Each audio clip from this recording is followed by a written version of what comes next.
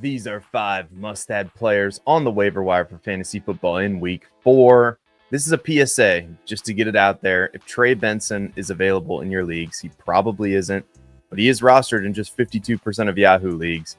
This is an unload the clip situation, especially if you have James Conner. Conner is out for the year, and Benson projects to be the RB1 in Arizona. Benson played on 40 of 66 snaps, ran 23 of 40 routes, carried the ball 10 times, and was targeted 3 times last week. Woody Marks rostered in 9% of Yahoo leagues. Marks came close to splitting touches with Nick Chubb in week 3, and it looks to me like he's earned the number 2 job in the Texans backfield and potentially a split with Nick Chubb. Marks also looks like he could provide a much needed spark for this Texans team, and he was a pass catcher in college. Chris Rodriguez, in Austin Eckler's absence, this was more of a committee backfield, but it is interesting to note that it was Chris Rodriguez who was on the field almost as much as Ja'Cory Krosky-Merritt. Now, I think eventually JCM is going to play more of a 50-60% snap share. I think that's the long-term projection we need to go by.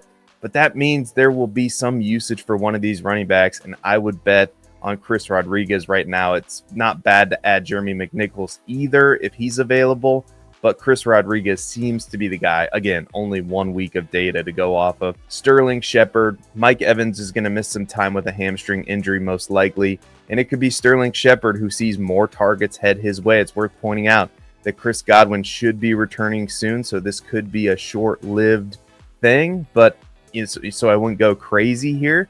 But we know that Igbuka was also dealing with an injury on Sunday.